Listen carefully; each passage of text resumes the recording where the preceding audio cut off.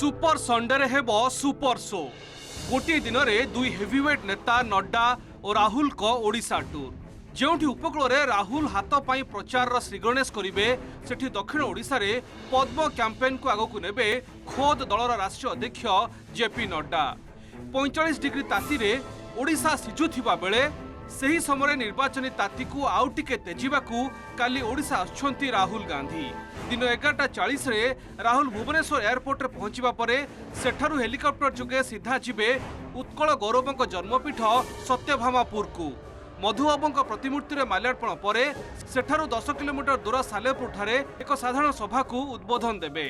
एही सभारे कटक, केन्द्रापड़ा, जगतसिंहपुर और जाजपुर जिल्लारू कांग्रेस नेता, कर्मी और साधारण लोके जोग देबे। काली मधुबाबू जन्म दिवस स्वाभिमान दिवस काली तेणु स्वाभिमान लड़ई ओडिया अस्मितार लड़ई कांग्रेस पार्टी लड़ब ताकू शक्ति देवाई आम नेता राहुल गांधी काली सत्यभामापुर रे पहुँची मधुबाबू जन्मस्थान रे तांकू श्रद्धा सुमन अर्पण कला परे ओडिशावासी को संबोधन करिवे। राहुल ओडिशा छाड़ू छाड़ू अपराह पहुंचे बीजेपी राष्ट्रीय अध्यक्ष जेपी नड्डा से 4:30 भुवनेश्वर विमान बंदर में पहुंचवा परे सेठारु स्वतंत्र विमान जोगे ब्रह्मपुर रंगईलुंडा एयरपोर्ट और सेठारु आंबपुआ जाई एक साधारण सभारे जोग देबे। दिनक तले सोनपुर विजय संकल्प समावेश रे केंद्र गृहमंत्री अमित शाह नवीन सरकार को सीधासलख निशाना करिथिबारु आसंताकाली नड्डा कौन कहउछंती ता उपरे समस्त नजर। এই সভা পরে নड्डा संध्या 6:45 रे ब्रह्मपुर, आस्का, नवरंगपुर और कोरापुट संसदीय क्षेत्र आसीथिबा कार्यकर्ता को गुरुमंत्र देबे। नड्डा ब्रह्मपुर रे रात्रि यापन करिवार कार्यक्रम रहिछि। जेपी नड्डा आसुचंती 2028 तारिख दिन समस्त गंजामवासी अनुरोध करी ताइरे उपस्थित रहिबे।